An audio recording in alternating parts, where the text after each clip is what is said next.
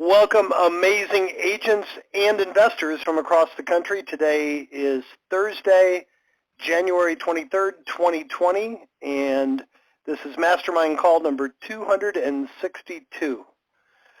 It's three of us this week. Our partner Tim is not feeling well, so you got Chad, Tom, and Jim here to help you. And don't be shy, guys. Jump in and hit *6 and hit 1, and you can be second up in the queue this week. Chad, you want to summarize Mastery or anything you want to say about it? I know it was your longest one, right? It was. We set a lot of records this time. We had 34 alumni that joined us for the class, and we completely filled every seat and sold it out. So if you didn't get in, sorry. We do have recordings, but the course ended up, we had so much interaction and Q&A, we ended up running 15 hours over 3 days, which is, it's normally like 9 hours, but we had a pretty interactive group of savvy folks that had a lot of good questions. So it was a great course. If you have been waiting on Mastery, or if you're thinking of taking Mastery, I haven't scheduled the February dates yet because I don't know where my plane tickets are going to fall. But if you sign up now, we'll send you the recordings from January. That way you can work through those until we get the live classes scheduled for February, whenever I can settle in on those dates. But it was a great class. It was. I had to sing for my supper this month, that's for sure. I think you said you had 100 people, right? You filled all 100 spots? We ended up with 102. Yeah. Wow. Record. We had someone take it for how many times? So Joyce was in our class. I believe it was her 23rd Mastery. Amazing. So she's done it every month for 2 years now. Yeah, pretty much. Yeah, that's great. All right. Tom, anything you want to add? Nope, I'm good. All right. We have 3 in the queue, guys. Good job. We usually leave the queue open until about 1:30, but try to get in early rather than jump in at the last minute so we can get to everyone. And just hit *6 and hit 1 to do that. First caller this week is phone number ending in 4512. You're up first. Hey, guys. This is Richard. How y'all doing today? Doing great, Richard. How about you? I'm doing fine. I think Chad's like me. We need to stick to our day job instead of trying to make it out on the tour. All right. Mute him out, Jim. Hit the mute button. Now, I will tell you, Tom can play guitar, and he's a songwriter, so maybe we have him join in. Yeah, you never know. That's funny. That's funny. Yeah. Hey, I'm just going to give you a follow-up. Remember back, I guess, about 5 weeks ago, I gave you guys a call when I was sitting in the parking lot, and I got 2 or 3 calls in a row. Right. Mm-hmm. Yep. So 2 of them, we're getting ready to close on one of them next week. The other one, the week after that. The third one, we're on hold because we got a little legal issue with that one. But so total out of those, of course, we haven't closed, so I can't give you the exact numbers just roughly. But those out of the 2 that's going to close, guys, this is off of one letter that was sent out, and before I even had time to give them a call, they'd already called me. So it's around $400,000 total, and commission off of that. Of course, both of them were 6%, so my side would be about between 15 and 16,000 off of those. So that's my numbers on those. Out of the 3 calls, like I said, the other one, and that was the cheapest one. It was about a $50,000 listing. But out of those other 2, that's the numbers off of the other 2, off of just one mailing that was sent out. That's how great. How many letters in that list? How many people in that list, Richard? I want to say, Chad, now I'll have to look back. I think that was, because it's probably anywhere from 89 to 100, somewhere in there. Wow. So it cost me about $80 or $90. Go ahead. I'd like to invest in your business. If I give you $1,500 for mail next month, will you give me the $19,000 in commission? Well, that goes to show you, ones who are not sending out letters, they need to. But hey, and I told you guys last time, I was going to start. The guys have sent me already. They did my attorney brochures and everything. Ordered those and got those sent over to me and everything. And so I've got I've already met with two, but now this is how ironic the letter. I'm rolling on the letters now. I guess I'm doing something right this day and time. But on the when I called my other one to go ahead and set up, this was during the holidays, to set up appointments with them for January, I got a call one day from an attorney, and he said, "Hey," he said, "this is so and so," and he gave me the name of the law firm here in town. He said, "We received a letter, one of our attorneys did, from one of your mail-outs." And so, of course, I was familiar with it and everything because I already had scoped through everything. And so when he told me, I went directly to it. And so we started talking and everything. And he said, I said, "Well, let me ask you a dumb question." I said, "Do you guys have a real estate agent that you refer your clients to so you can keep everything in-house instead of them having to go out and look for real estate agents?" He said, "You know, as a matter of fact, that's why I'm calling you today." He said, "I'd like to meet with you next week." He said, "We don't have, an agent that we refer people to." And but they get anywhere from 2 to 10 probates a month. And so I went in and met with him. And I'd already called the lady. Somehow I got the heir's number or whatever. So anyway, so he said, "Yeah," he said, "just come on in." So we sat down and talked about that, and he handed me all the information on her and everything. And so I've picked him up, and so that was a good little Christmas present for me. That's awesome. Yeah. So you're Great job. probably likely to start getting at least a couple of months from that one relationship, don't you think? At least, because that's his minimum, and but he says it goes up to 8 or 10, so I would assume out of that. And here, of course, every part of the country is kind of different, but, guys, when I make these calls, like I said, I probably average around 85 or 90 each month on mine, but, I very seldom ever, I might have one or two out of that list that doesn't have any property. It seems like every one of the ones that I call, everybody has property in the estate. Mm-hmm. Yep. Yeah. So, well, that's great. You are square on the podium for win of the week, Richard. Yeah, not even close. I see somebody top that. The thing you finish with there, Richard, I can't stress enough. I've been doing coaching calls with our subscribers, our agents and investors, and I'm surprised how many of them do scrub their leads. And I try to tell them, man, you're missing opportunity. There are people that we tested it, and I think we got about a 30% false negative, where we would check against all the county records. They don't own any property, and then you call the people and you find out when they were dying they deeded it over to a friend or a relative, or it's in a trust, or so you're doing the right thing. Just call them all. Assume they all have property, because most of them will. Exactly, and I don't scrub any of them. Now, good. Of course, like I said, the only way I find out is if they don't have property is when they tell me they don't have property. That's the only way. So, Great. Yep. That's Great. the best way. Great job, buddy. I appreciate it. All right, guys. I appreciate y'all. Great way to start the call. Please keep coming back and sharing. Oh, I will. Y'all have a good one. Thank you. You too. You too. We got 7 people in the queue. Great job, guys. Next up is phone number ending in 3172. Hello, gentlemen. Joe Lehman in Montgomery, Alabama. Big Joe, what's up? Well, Chad, you have mentioned on several occasions that when you moved into your market, clearly at some time in the early process of moving into that market, you did a presentation to the local REIA group about the market. Yep. And I have been participating in the local REIA group, and I'm scheduled to see the program in March. Okay. And I'd like to know what all it is that you covered in that presentation.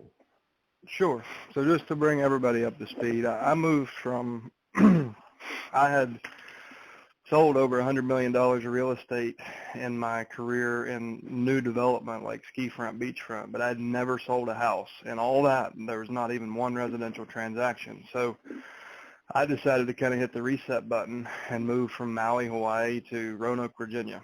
And when I got here, I realized the median price was 140, and I didn't know how to make money in residential brokerage. So I'm like, oh crap, what do you do? So I started looking at investing. And one of the first places I went was the local Real Estate Investors Association. And what was really apparent to me there when I got there, I realized as I got to know these people, I don't want to say, I guess it is kind of it was shocking to me that guys that owned, 2 to 150 houses, none of them had like a set buying criteria. None of them had really good market knowledge. It was anecdotal at best. They were just like, well, I know a good deal when I see one. So it was hard for me to find a mentor, someone that could help me learn the market. So I was like, all right, so if I'm going to compete with investors and realtors who have been here for 30 or 40 years, how do I learn the market as fast as possible? And as I was learning about investing, what I realized is the best deals never see the light of MLS. So how do I get the whole picture of the market? So what I ended up doing, I went to the tax assessor's office, and I was able to pull the raw data file from the GIS, which is a giant spreadsheet basically. And then I went to a realtor and had them pull the same date range from MLS. And I merged them into the same data set. And what's difficult about that is the fields don't match up. MLS has different fields than GIS. So it was a lot of Excel work. But ultimately what I did is boiled that down into a series of graphs and tables. And I broke the market down by on-market, off-market. And then I broke it down by zip code. So I chose like the top 10 zip codes, and I showed the market volume on MLS and off of MLS. I showed the median price, the average price across all deals, and then I showed the median and average on cash deals and on finance deals. On the finance deals, I showed what type of financing was used, and just every metric that I could think of. What was really interesting about it is it taught me a ton. So it's like to this day, you give me a zip code, I can pretty much tell you the volumes, the median price. Like it was a great learning exercise for me. And what was really shocking to me is 27% of the market was happening off market. It was going underneath the realtor's radar. And I'm like, wow, over a quarter of the market, the realtors completely miss. And I've done this analysis in other markets, and it's pretty much consistent across the country. So I said, maybe there's some value to these guys in the group. So I talked to a few of the organizers, and they're like, holy smokes, where did you get this? And I'm like, I made it. So little did I know, I was the guest speaker, like my second or third meeting. So it ended up being like probably a 40-slide PowerPoint where I basically where everybody was guessing and using anecdotal, their assessment of the market. I was able to prove to them exactly what was happening in each zip code. And it ended up being, a couple-hour presentation, and like everybody in the room learned something, like guys that had been there their whole life, been investing in this market. And I didn't get out of there till like 2 o'clock in the morning because everyone literally lined up to talk to me. And from I built a strong cash buyers list. From that presentation that night, I can source at least 200 transactions that go back to that night, because that's the night I became valuable and trusted by the investor community. And it really helped me learn the market, and I provided a lot of value to them. So they bring their listings to me. I don't even have to solicit them. Like when somebody's in a pinch and they need to sell their portfolio, my phone rings. So that's the kind of the story. It was really a happy accident, to tell the truth. I didn't know how much value that was going to have to everybody. I knew what it meant to me.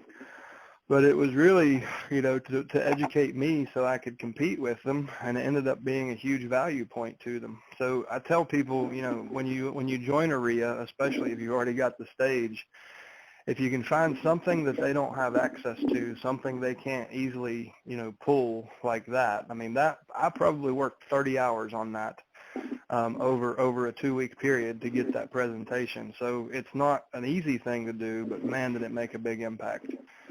But anything you can find that's not currently present in the group, any kind of market analysis, or if you can bring something, if you can teach them something, if you can do, you know, a creative financing seminar or a, you know, how we drive listing prices 12% on our listings, like anything to show, like if they're flipping houses, that was going to get my attention. Like I developed a system I was able to drive prices 14% above my projected high comps by basically using a commercial listing strategy in the residential space.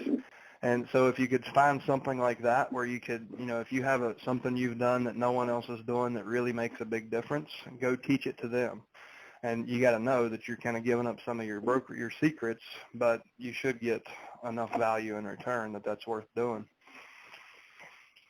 But that's what I did. So I combined public data and MLS data and then boiled it down into a really, really useful, comprehensive report that showed everybody the facts and, you know, the best zip codes to buy in if you're a landlord, the best zip codes to buy in if you're a flipper, the best, you know, where the best values were and all that. And I can probably, yeah, I was going to say, I'll dig it up. I'm sure a lot of people want to see it. I'll dig it up and drop it in our Facebook. Actually, I'll have Kat link to it in the show in the call notes here when we post the recording, and then I'll drop it in our Mastermind group. I'll give you guys a link to it. So the biggest part of the work effort on that is combining the public data with the MLS data. Yeah, because your fields don't match, so you got to kind of data normalize two sheets. And my advice, Joe, would be find somebody who has a really strong who uses Excel at a high level, and give it to them. Like if I was an Excel master, I could have probably done that in 5 hours instead of 30. But I had to go teach myself, and I had to learn it while I was doing it. If you give it to if you get on Upwork.com and look for a computer programmer, or maybe look for Excel experts, but you can probably pay somebody a couple $100 to do that work for you, and maybe it might cost you $300 or $400 to do it. But you could basically give them my report and then give them the two CSV files, the one public and one MLS, and say duplicate this for me, and they can probably do the work for you, so you don't have to struggle through it like I did. Okay. That makes you know, Joe, sense. it occurs to me that's something you could use on your listing presentations with sellers also. You know, Yeah. I know you're considering, you know, being a FSBO, but let me just show you, instead of the average realtor, all I can sell for more, period, you know, very generic. Let me just show you the difference between the properties that were on the market and the ones that weren't. And, you know, that's really good data you can use investing and listing. Right. Okay. All right, sir. Real quick. Sure. Yep. A number of times on these calls, people have had questions about calling the surviving spouse that's obviously living in the property, you know, that they were living in with their spouse when their spouse passed away. And a lot of people seem to be hesitant to do that. I want to encourage people to actually do that. I had called one on my new list for this month, and she was actually going to move to Northern Virginia to live with her daughter. And I went out 2 days later, listed it, put it under contract 3 days after that at $5,000 over the list price with multiple offers, and we're closing in February. So it was a nice sale, and it all came from, you know, just pick up the phone and call that surviving spouse. You're going to find ones that have a need, and the ones that don't, even if they're upset with you, if you just let them know that you're here to help, and then eventually you could probably convert a lot of those to your center of influence group, and over time you'll develop business that way out of them. They're great sources of future business, if not now business. Great point. Right on. So yeah, you know, go ahead, Chad. No, go ahead, Jim. I'll follow up. No, that's okay. I was just going to say we talked before about scrubbing for property owned. I think a lot of people make the same mistake. You know, call them all. You know, sometimes those people need your help more. Absolutely. Yep. So I find myself having this conversation privately, not on these calls necessarily, but at least once a week. Somebody has that apprehension, and we have to coach them through it. And for those of you who, if you haven't seen it, there's a tips from the trainer video. If you go to the top right search bar on alltheleads.com and just put in call surviving spouse, your top search result will probably be that tips from the trainer post. And that'll help you. It's kind of the long form of this, but the reality is, just like Jim said, a lot of times the surviving spouse, they need your help more than anyone. Now, it might be a month or two after the death, and they don't realize that yet. And what we know from the nursing home industry is 89.8% of senior citizens, surveyed in 2019 plan to die, 2018, almost 90% of them, their only plan is to die at home. And we know from CDC statistics that only 20% of people actually pass away at home, 60% in hospitals, 20% in nursing homes. So their lack of planning creates a lot of stress and a lot of urgency when there's a change in situation. Sometimes that's, slipping on ice or having a heart attack shoveling snow, or just when spring rolls around, they can't afford to pay for lawn maintenance and they can't do it on their own anymore. So what Joe said, you can soften your approach, reach out to them and just say, listen, my name's Chad. I've got a team of folks here that help families going through probate. And I realize you might not need any help right now, but I also realize that a lot of folks find that even when they think they don't, later on they do. So I wanted to let you know that there's a service here in the community that can help you with anything that could come up, from maintaining the house to getting, subsidies for utilities, to even helping you find alternative living if you need that. We got your back. And I just wanted to introduce myself and let you know we're here. If there's ever anything we can do, give us a call. And then back off, give them their space. And eventually, the day that they need you, they need help, you're going to be the only person they think about. And I've gotten so many come list me calls from surviving spouses. They didn't need my help that day, but they knew that it was important letters, so they pinned it on their refrigerator or put it, in wherever they keep important mail. And one day they call and basically say, bring paperwork. And those are some of the best long-term come list me calls you'll ever have, because they need a solution quickly, because their own lack of planning created leverage against themselves by not having a contingency plan and thinking that they were more capable than they actually are, or not knowing that they were going to have a major health event. So if you're seeing the deceased last known address and the personal representative address and the last name matching, and you're avoiding those calls, I guarantee you're missing some of your best opportunities. I'll get off my soapbox now. Make those calls and come from a position of service. When you're there to help people, it comes across, and you'll do well with those calls. Thank you, Coach Joe. I know you are a real estate coach, and we appreciate your insight, your wisdom. Thank you. Yeah, thanks, Joe. Okay. All right. Next up is phone number ending in 7754. You're up next. Good afternoon, guys. I'm actually calling to follow up on last week's phone call. I had an appointment on Saturday. I don't think there's a question to this, but anyways, I just want to let you guys know that it went really well. And we prepared the listing agreement, and she's like 2 seconds away from signing. She has not signed yet, and I don't want to press her. She has been asking me some really good questions, but I met with her yesterday, and I'm hoping to meet with her tomorrow with a signed listing agreement. So, yeah, that's about it. I do have a question, though, with regards to a few. I've been getting this opposition a lot, and I also have not been calling some of the leads that have matching last names. So I go on Bellcat to make sure that they have property in the estate. And if I see that the last names match and either the husband or the wife is residing in the home, I don't call. I'm probably doing a disservice to myself. And them. And them. Chad, I'm still waiting on you to reply back to my email. So are 4,000 other people. I'm sorry. I'll do what I can. If you want to resend it, and put it on top, I'll handle it as soon as we get off this call. Really? Yep. Thank you. I'll give you my word on that. All right. Thank you, Maria. You're 2 seconds away from being eligible for Win of the Week. Would you get that listing and call us back? I will. Yeah, I want to go. You. I want to go back to that. Before you go, tell us where you left off. Like, what was her apprehension on signing the listing agreement and just finishing what she? The neighbor came outside while we were.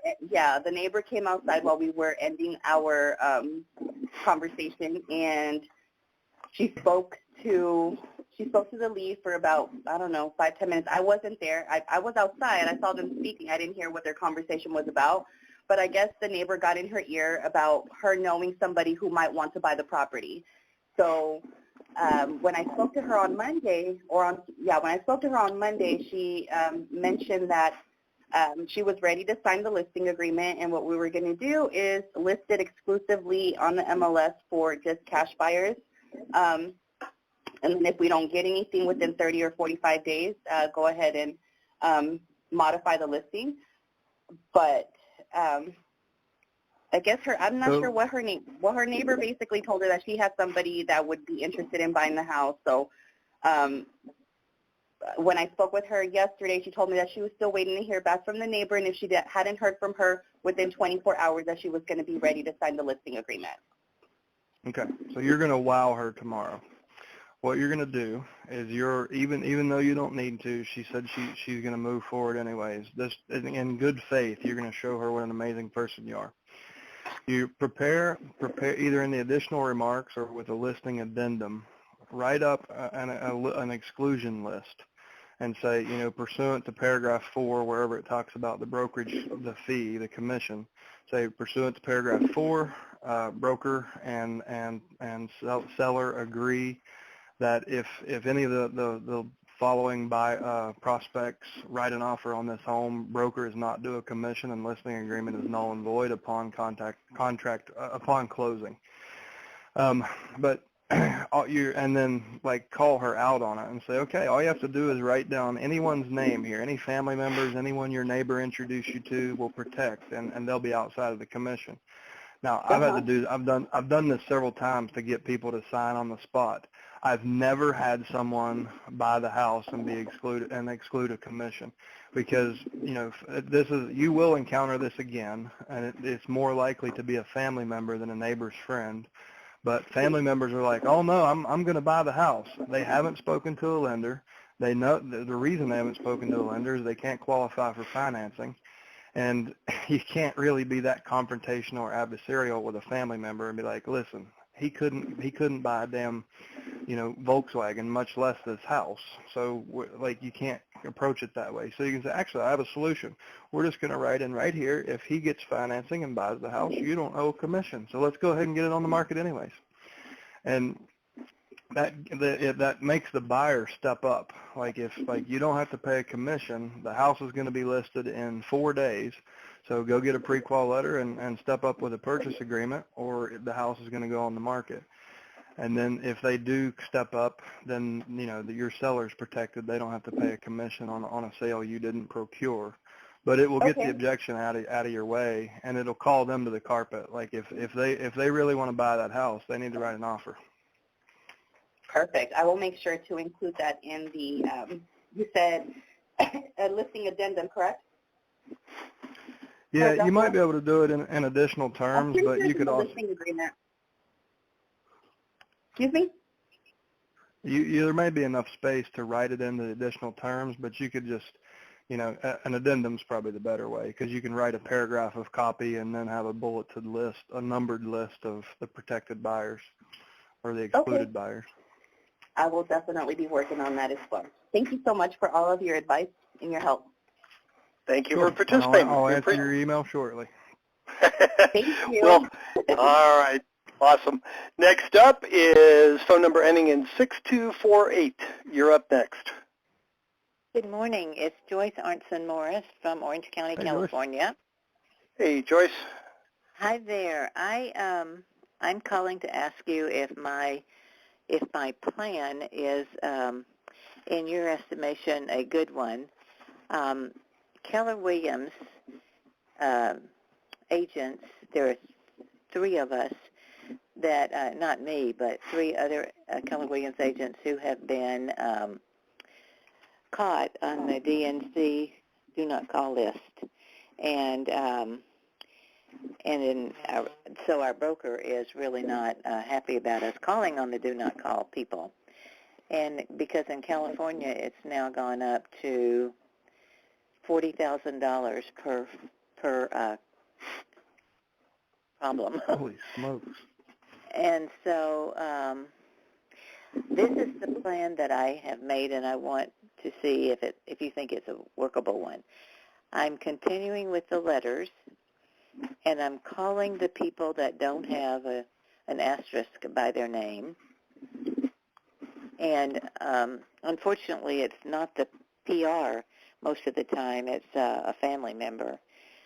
And then I'm also following, if I can't call anybody, with the emails that you're providing to us now.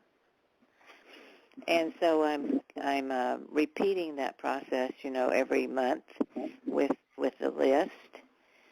And then I'm also doubling down on the referral network with probate attorneys and nursing home directors. Is this a workable plan? Absolutely. And I mean, there's not, as an individual practitioner, your liability from a DNC standpoint is very limited. So most people are calling, on any list. Most people go ahead and call those numbers, unless you're a call center or a big corporation. But I know KW they have a big target on their back, and just being a member has gotten them in the spotlight last year. So if your broker's, if it's a clear violation and your broker wouldn't be cool with it if he knew about it, you're doing all you can, and you're working all the avenues. I mean, I'm happy to hear that you are using the emails, and you are focusing on your referral network, and you're continuing to do your mail. That's about all you can do, short of door knocking and going out and meeting each of the attorneys to talk about that specific case, which isn't really that effective. You're better off to meet the attorneys by providing value to them, not asking for something about one specific case.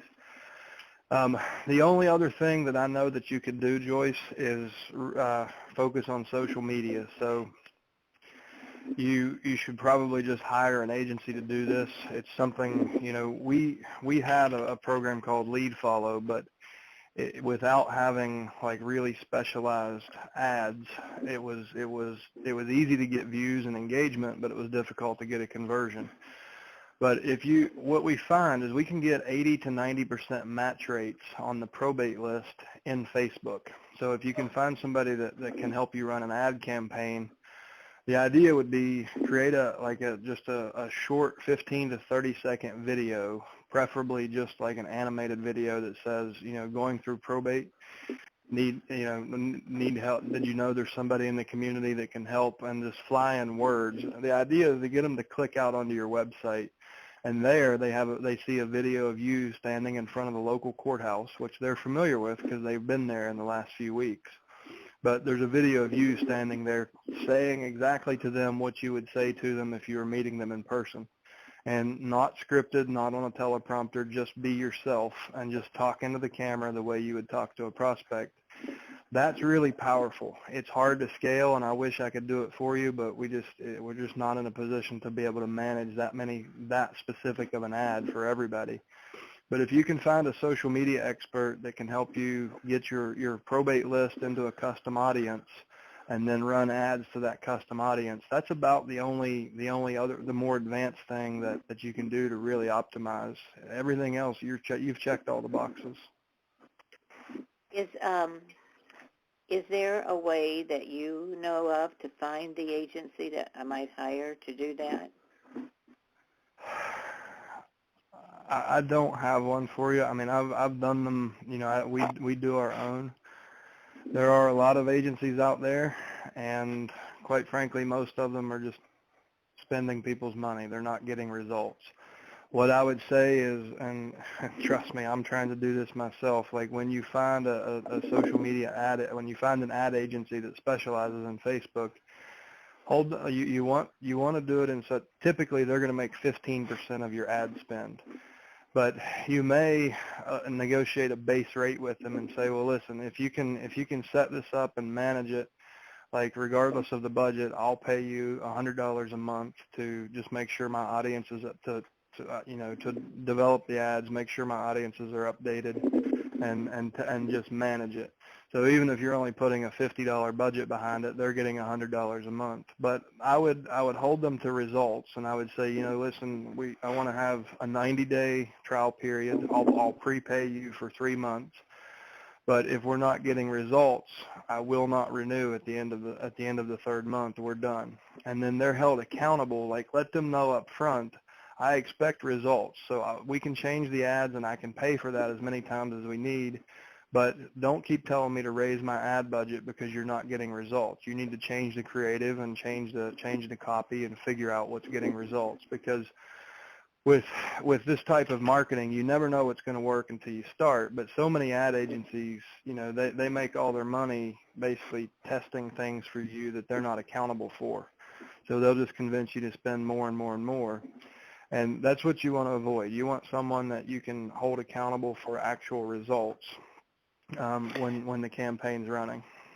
And Chad, I bet there's somebody on this call that maybe can make a good recommendation. If so, jump in our Facebook group and let us know. Yep. That would be great. Thanks a million, guys. All right. You're very welcome. Next up is phone number ending in 7234. You're up next. Hi. Are you able to hear me? Yes, sir. This is John, right? Okay. Yes, this is John. My first time on the call. Excited to be here. Got some great information already. Good. My question is, I'm really interested in becoming a member. I have a concern on the rate of success without having a website initially, and I was curious as to whether Richard's success was without having a website. Chad, answer his question, and I can check real quick and see if Richard has a website. I will tell you, a lot of our subscribers start with the basic program, and there's nothing more effective than getting on the phone and talking to somebody. That's going to outperform a website 10-1. If you're in a competitive market, I think Chad will agree, the website will give you credibility. But I would say, at least half of our subscribers don't have one initially, and they add it once they start to get some traction. So it's nothing you have to have if it's not a large expense, and it is probably a pretty good investment for the $39 a month.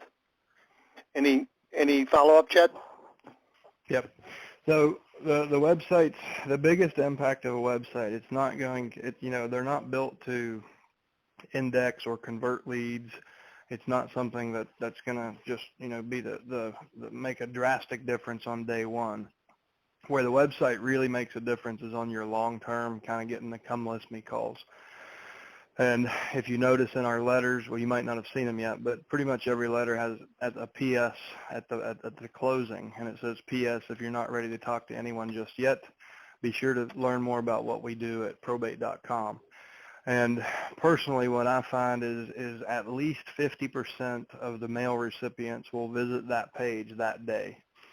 So that tells me that people who aren't ready to talk yet do open the letters, and they are curious about what we're doing.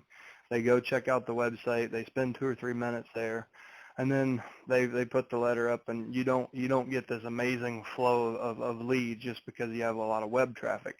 However, over the next 4 to 6 months, as these people realize they need help, they remember you because the letter had an impact, but then they spent 3 minutes reading, quite frankly, what is overwhelming to a lot of people, the amount of information on the website. So in their mind, they've kind of pinned you as, okay, that guy really knows what he's doing. And when they really need help, you're the first and only phone calls typically. So the best part about the website is it will put future business out in front of you for the people who aren't talking to you now. They're not picking up the phone. They're not calling you on your letters, but it gives them a source for more information about you. So when they do need help, you're the first and only person they think of. Now, if you can't afford to do, the $200 for our WordPress site and $39 a month, do you have a core website? Like, do you have a real estate website right now? I do. Yeah, so what you can do is go buy your domain. So buy, probate.com, whatever you want your domain to be, and then just redirect that, make a new page on your existing website and put something there. Like, this is why I do this. These are the services I can provide. And a call to action, like the best call to action is call this number right now.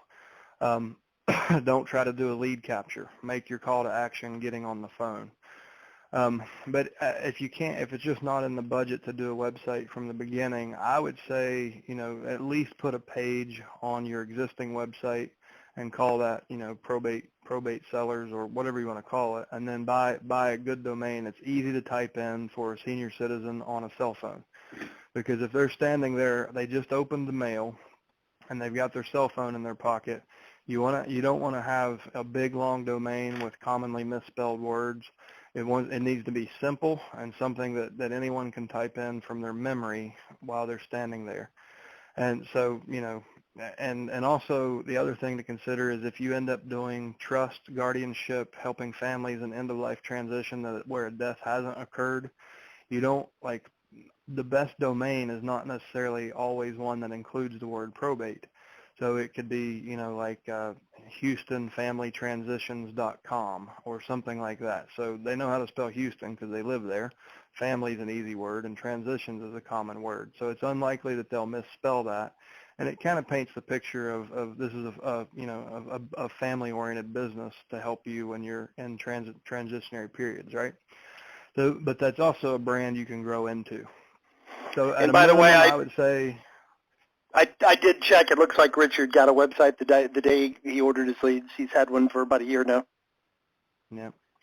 Yep. I mean, there's no doubt the value is there. I mean, I don't know if you've looked at similar websites. Other companies in other niches typically charge, a $300 to $400 setup fee and at least $100 a month.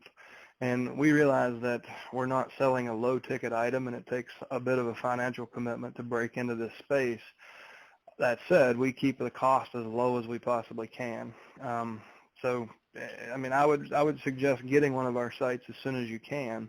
But if in the interim, like if you want to get started, at least throw a page up on your site and buy yourself a good domain to redirect to that page. Okay, that's great information.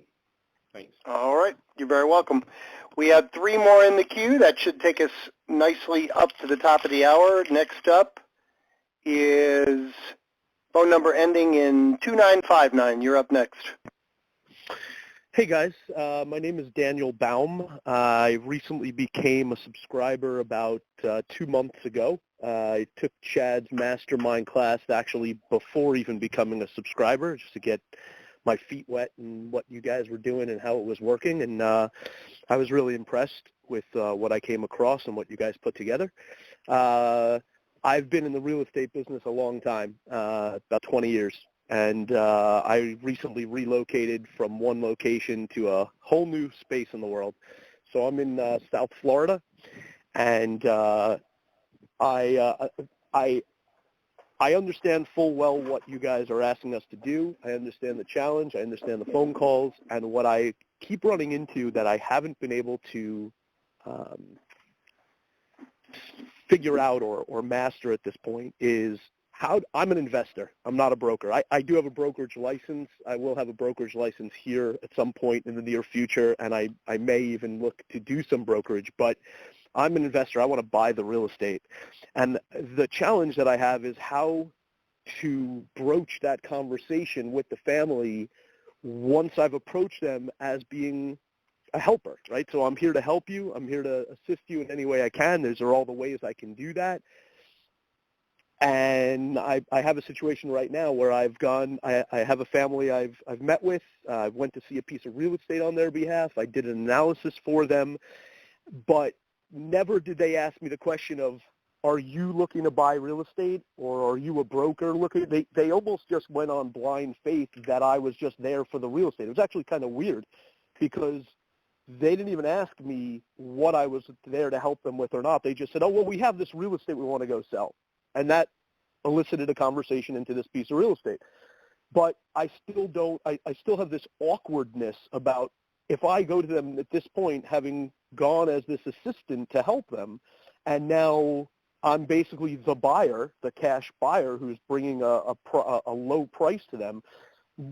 Doesn't that destroy my credibility with them? And how do I broach that subject? How do I have that conversation and still have them feel the same connectivity to me and not feel like I'm trying to cheat them? I love this question. Thanks for asking. So I started this very similar to you in a brand new market, and I started going in the door with my investor hat on. And I would have these people, we would be laughing, having fun. They would be my best friends, and then I would make an offer. And when they would flinch, which you know what that looks like, you've done it before, when the number wasn't right, it wasn't enough, they would flinch, and you could literally feel rapport shatter and fall to the ground. So then I would try to transition to my brokerage hats and get the listing, and they were just like, "Nah, I think we're just going to hold you. It's been nice. Thanks for coming out." And it was obvious. It came off. The wheels came off as soon as that number left my mouth. If they didn't like it, I was done, and I was never able to recover. So I'm like, okay, I'm going to start going in as a realtor, and then when I realize there's enough motivation, I'll become the buyer. And that didn't work too well either. I did buy a couple that way, but it wasn't very smooth, and I felt like they didn't trust me. Like they kind of felt bamboozled. So then I said, all right, the hell with all this. I'm just going to be Chad, and I'm not going to go in with any desired outcome for myself. I'm going to let them make a choice. And I pretty much have bought every house ever since. What month were you in Mastery? I believe it was November. Or October or November? Okay. Did we have Q&A, or were there audio problems where I couldn't unmute anybody? Geez, I don't remember, to be honest. There weren't a whole lot of questions asked in that one. You were done pretty quick. You were surprised how quickly your days were over. Yeah, that didn't go that way this week. Well, anyways, in most of the time in session 3 of Mastery, I pull out a net sheet and I show you exactly how I do this. Again, I want to underscore what I said. I try not to have any set outcome for myself because I know I can help them and I know I can make money. Now, a lot of times I walk away with a listing agreement signed thinking, damn, I wish I owned that house. But I'm willing to do that because I'm interested in building a good reputation and a business long term. So I'm willing to do the right thing for them and miss out on a deal here and there. When someone is at a certain, that level of motivation where they're going to sell a house for 60 cents on the dollar, you know it, right? So you can still, it's a bit of an act. You can still go in and show them exactly what they can sell the house for retail, and you know that they can't get to that number, but they haven't realized that yet. The tool that I made that's been incredibly helpful for me is a really simple net sheet. And it's on one page. It's not real complex, but it basically lays out the liabilities, like if there's any liens or mortgages against it, any repairs, and it runs 3 scenarios side by side. So if I think there's a chance that I'm going to provide options from a cash offer all the way to flipping the house for them, or listing it at top retail and they flip it, I'm going to run cash in the left column, as is in the middle, and then retail on the right. And that retail number is the ARV, like what you would sell it for once you were done with it. As is what we can sell it for in a week on MLS. And then a cash offer is what you can sell it for. I'll pay your closing costs. You don't have to lift a finger. I'll buy everything in the house, and your problems are over as soon as I get title work back. And I'll start with the retail price. I'll go through the initial conversation, go to the face-to-face appointment, walk through the property. I'm building the scope of work in my head, so I know about what the repairs are. And when I get back, I can add that to the net sheet and subtract out the repairs. And then I'll say, okay, so based on everything you guys have told me, like based on your goals and your financial, the estate's financial situation, I prepared 3 different options for you today. The first option is a retail sale, but now having looked at the property, I realize there's about $50,000 in work here. And last time I asked you, you said there wasn't any money in the estate, and you weren't willing to to tie it up for 6 months during construction. Is that still the case? Okay, great. So we're just gonna draw a line through this one because that's not a feasible option for you guys.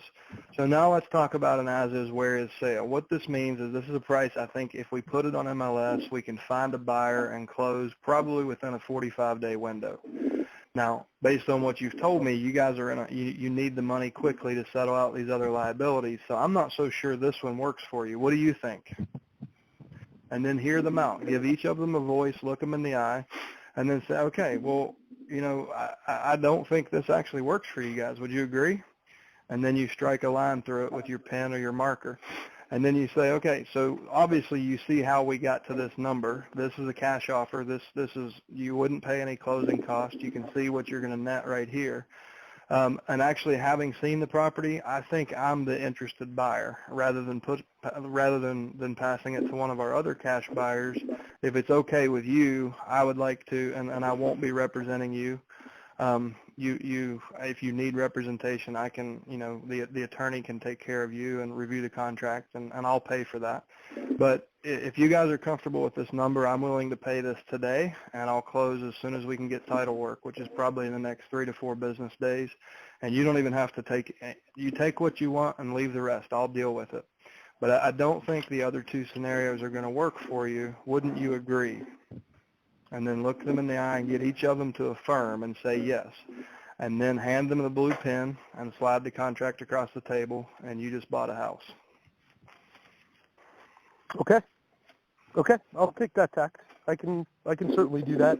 I found it particularly strange. I'll share with you my experience thus far as someone who's spent a lot of time in sales, a lot of time, studying sales and understanding people, etc.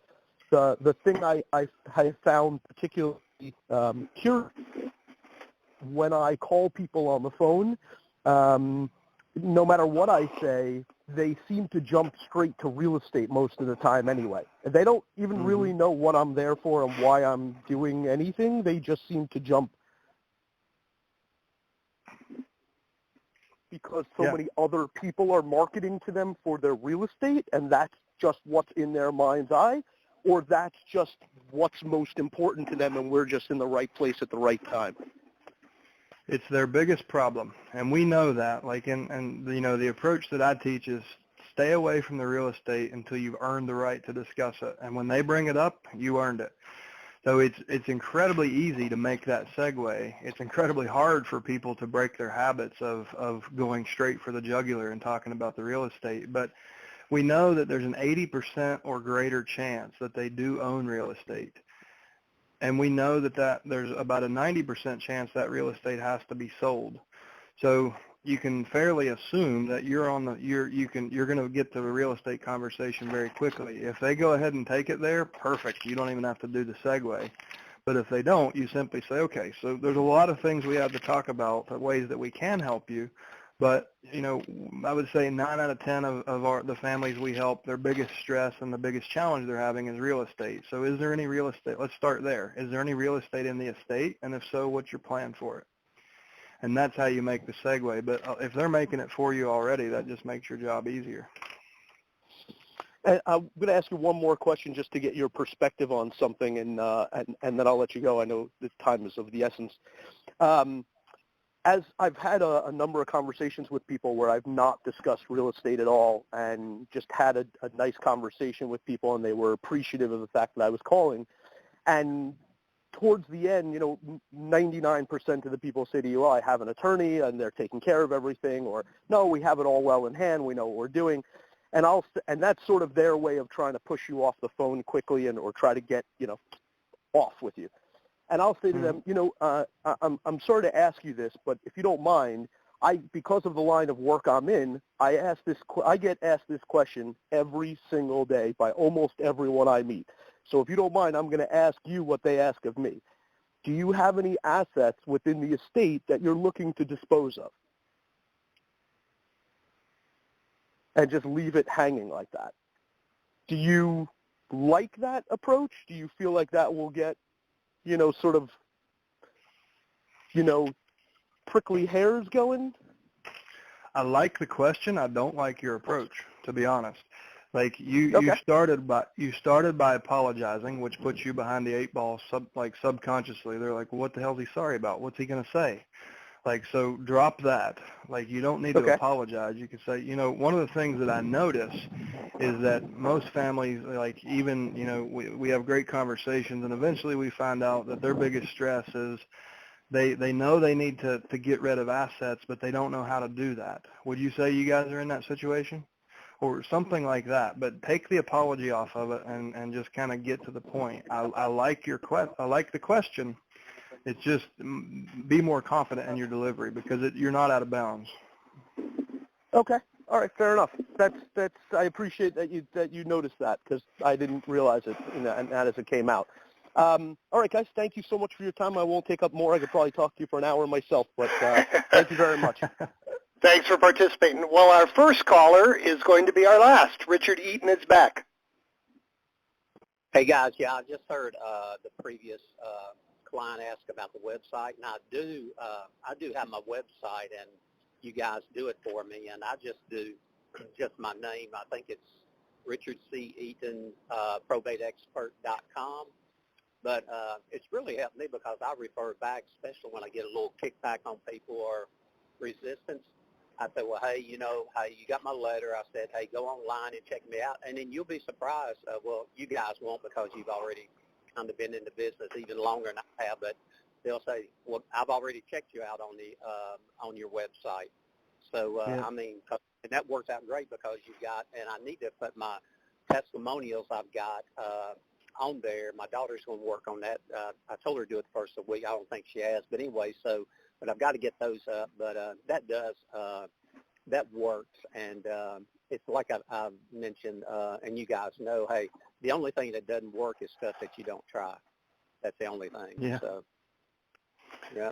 Well said. And I think with apologies to Joe Lehman, he had a good story. But your 3 deals, I think we'll give you the winner of the week this week. So congratulations. Well, hopefully I'll get 4 next week. Okay. Well, you can win back-to-back weeks. We don't mind. We always appreciate you coming on and sharing. Thank you so much. I just did want to let him know I do have a website. So, all right. Talk to you guys later. All right. And we are, 2 weeks in a row, we got the call exactly in an hour, Chad. That's unusual. I want to end this call like I end everyone. I want to thank each and every better than 100 of you for being here. I want to particularly thank the people that actively participated, and I want to challenge each of you, take one idea, one story you heard on today's call, go out and put it into practice, and come back next Thursday and share your results with the group. Thank you so much, guys. Make it a great week, and we will talk to you the same time next Thursday. Take care.